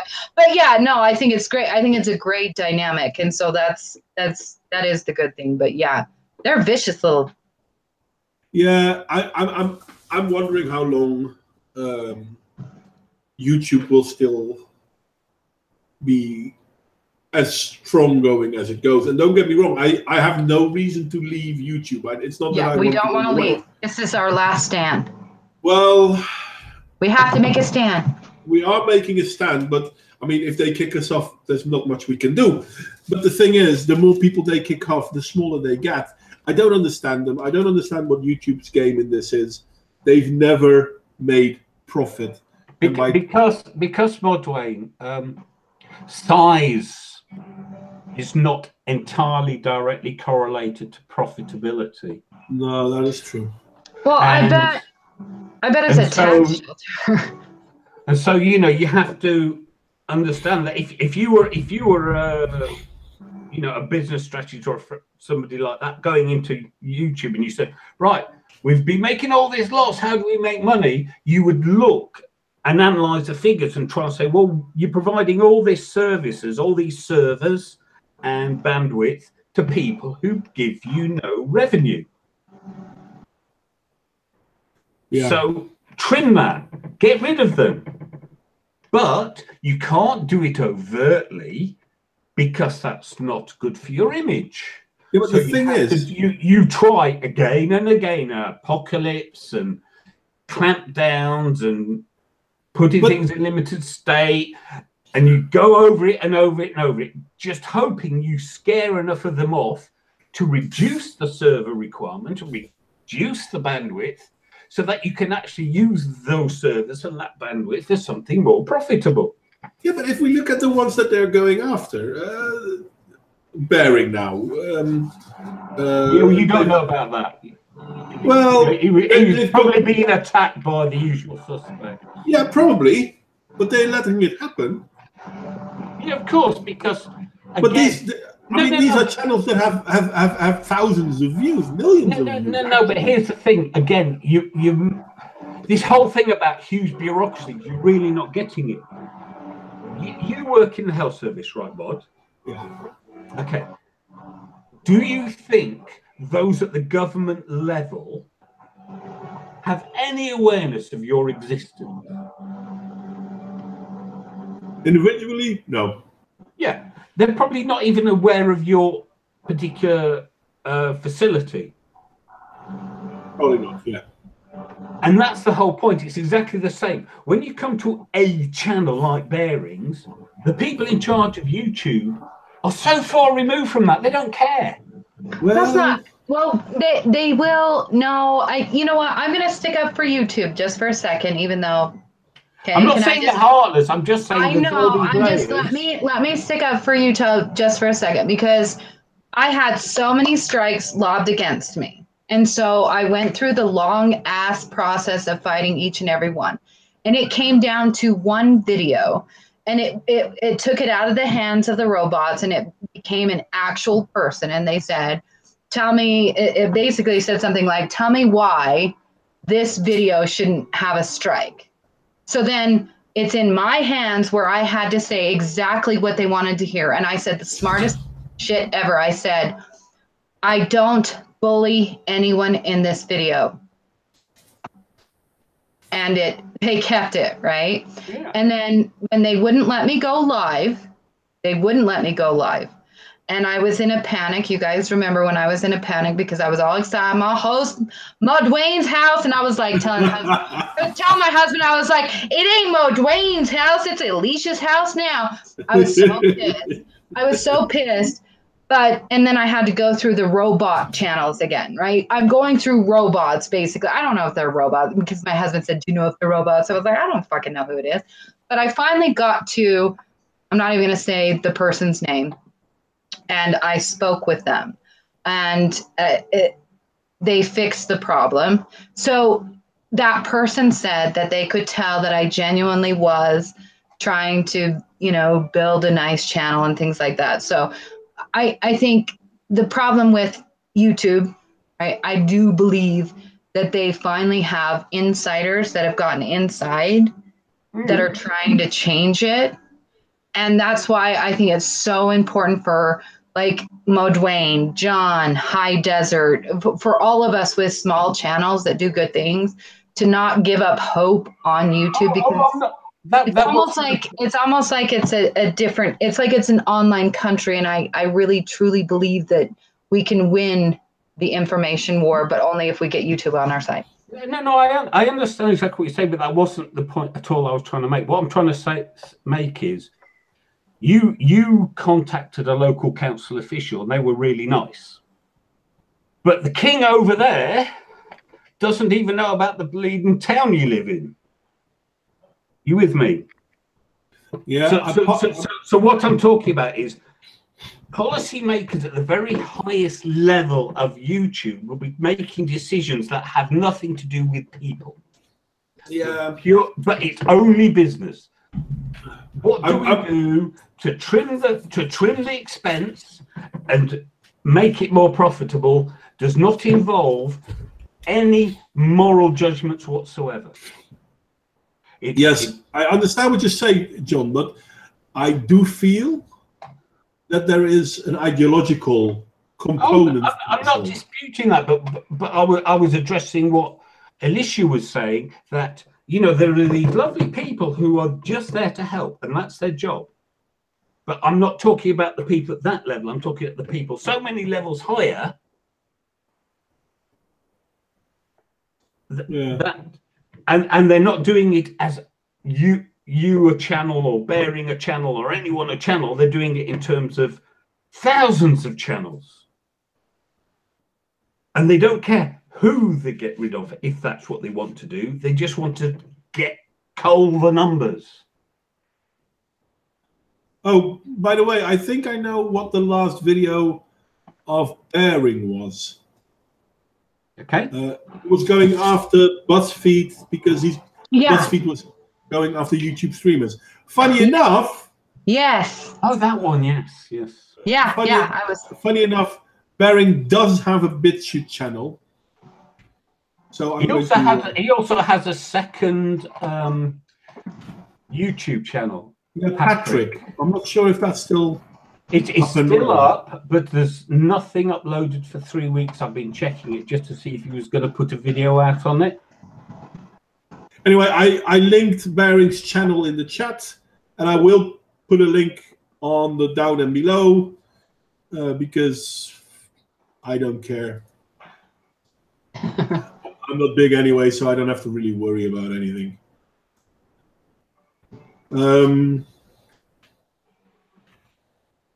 Doing it right now. If Google will bloody well allow me to do this. But yeah, no, I mean, the whole. I don't understand where this is going. Basically, I don't understand where this is going. Well, that's the thing, because I've been seeing this trend for 2 years, and every time there's an apocalypse or something, it is obviously just the next step in a long wearing down of people. Because well, I don't worry too much about censorship, because the first group that was censored on YouTube a long time ago was the same group that I kind of belong to. And so we're used to this kind of censorship. Basically, I think what you need to understand it, and I mentioned it to Modwain briefly, is that the best form of censorship, the oldest form of censorship, is actually soft censorship. Yeah, well, wasn't that what Kanye said, or somebody recently? Well, this goes back. This goes back decades. It started in Africa. They were the first ones to feel soft censorship, because the radio stations, so you get your radio DJs, they're all paid by the government, right? And there was this very famous DJ that reached millions of Africans, and the DJ went off script. He went off script and started telling the African people the truth. And so it started with them, taking away his money, taking away this. He was taking out loans. Luckily, he got funded by some Americans, and it just went back and forth that way. But they've noticed this trend is instead of like in the UK, where they make the mistake by locking up a famous YouTuber, right? That was stupid. Well, they didn't lock him up, but that was dumb on their part. No, but that's the thing. He wasn't a famous YouTuber when they went after him. Well, I understand that, but that's true. Maybe that's why they went after him, because he had 5 bloody followers. That's how soft censorship starts. They go after the little people first. They always go after the little people. So if we want to help each other, that's why Modwain's idea is such a great one, is we need to help each other and share each other's work to reach each other. And I think Styx Hexhammer, did I say his name right? He had said that he was helping another channel that had gotten blocked and everything. He said, if we can create a network of similar-minded people, even if you effing hate that channel, because some people don't like Styx because he's pagan or whatever, Satanist or whatever. Loopy. Mental. Well, no, I love Stick's Hammer. But anyway, the same people that are for freedom of speech. So you have a group of people that are all for freedom of speech. We look out for each other, and that's why the left is so big. Is that when one of us goes down, the others help, and that's how my channel survived. Because High Desert, he stuck up for me, and there was a domino effect of other people stepping up for me. So if we could, that's a natural thing in other communities. Have you heard of Roaming Millennial? Yes, I follow Roaming Millennial. Okay. Roaming Millennial broke big time because she was a tiny YouTuber and she used a thumbnail of Lacey Green, and Lacey Green went after her. Yeah. And that broke Roaming big time. And yes, she's a very good channel, but the fact is that when I first came on, there were lots of channels, people like in Australia, like Suit Yourself, who were constantly promoting other channels, small channels. In the UK, Sir Sick, the social something crusader, I forgot what he's called him, inequalities crusader. He had one every week where he said, right, if you've got less than 100 subscribers, send me a video, and if I like it, I'll feature you. And so there has been a big culture, and it's died down. But yeah, it is definitely the best thing. That's why I always try and promote somebody else's channel when Modwain asks me to do a shout out to the end. Because I'm like, they're better people than me, go and watch them. Yeah. Well, in all fairness, considering the end and the shout out thing, we've been at it for slightly longer than 2 hours. Yeah. And I kind of want to keep 2 hours as a maximum, even though I love the fact that we're talking about something completely different than we started on, but we're still talking about something important. I do love my streams, and I'm glad that you're back, John, and I'm glad that you were here again, Elicia, as well. Because I couldn't leave you stranded. I told you I'd never leave you stranded, mate. I love to have you around. I really do. I had hoped some other people would come as well, but things are the way they are. Anyway, we're going to call it quits. So, John, famous last words? Kiss me, Hardy. Okay. Elicia, want to elaborate? I don't even know where to go with that. That's terrible. I just want to tell everybody to hang in there. I know that it's a long, rough road, especially for us smaller YouTubers. Obviously we're going to want to go to other places, but I do feel like this is, as Alex Jones would put it, an information war. And I think that we can possibly win it with the right information. I feel very positive at the outlook of us winning because I have tackled the most difficult subject there is. And people are listening, and they're finally hearing me, and they don't think I'm a conspiracy theorist, because I'm not. Well, I am, because I love me my conspiracies. But I give proof, and I think that's what we need to do. Even if we lose the war, at least we stood up, and that's the most important thing, to make a stand. Yeah, no, I agree. I would like to thank everyone for coming, and I know a lot of people in the chat that are here now weren't here at the beginning. I will drop in the links as well. Renovate Curious. I will put them in the text box underneath the video. John, are you still active on your YouTube channel? No, I like to write. Are you by chance thinking about maybe picking it up again? Because I did like your work. Yeah, I'm just far too lazy. I like writing, and then it's like, oh, I've already written that. Okay, next. He doesn't want to have to put his makeup on, okay? Yeah, look at me, I need makeup. John, if you ever need someone to read what you've written down. No, I make Elicia do this. She's far too kind to me.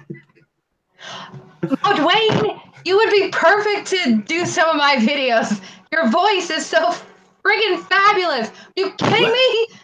In all fairness, Elicia, you have one advantage that I simply do not have. You're a good-looking female. Yes, I have that great advantage. I'm lucky. That's a great advantage. It's because God loves me so much. I a long time ago, I think some dumb blonde or whatever. One of the female YouTubers I follow, she basically made a video asking people, okay, are you following me because of the way I look? Is it because of the way I look that you're interested in me? And I obviously wrote a reply. I even made a reply video, which then never got responded to. The way you look helps people to check out your channel. They stay because they actually agree. Yeah, some dumb American was it? Yeah. No. Don't you mean blonde from Beauty and Blonde and the Beater? I can't remember. No, not Blonde and the Beater. No, that one. I can't remember. No fairness, I can't care either. Now I have to look it up. It's a long time ago. Nick said it's some dumb American. I think it could have been some dumb American. I can't remember, but she basically made a video. Are you following me because I'm good looking, or? And I basically made the point that okay, you are good looking, and this is why a lot of people start looking at you. But the people that stay don't stay because of your looks. And the same is true for you, Elicia. You're a good-looking woman, but I'm not interested in your looks. I'm interested in what you say. Well, that's good. Yeah, but I mean, I know it's difficult because a lot of people like, well, yeah, but blah blah blah. No, it's quite simple. I'm not interested in you romantically, physically. I'm not interested in that. I'm interested in what you're telling me. And whether I agree or not is something else, and that's openings for. But there was another channel, and she started roughly the same time I did, and I know because I talked to her on Discord or something, and I can't remember her name, but she changed the channel of her name and basically stopped making a lot of videos. She really got big based on her looks, and she couldn't follow through because of that. I forgot her name, and her work was good. A little bit.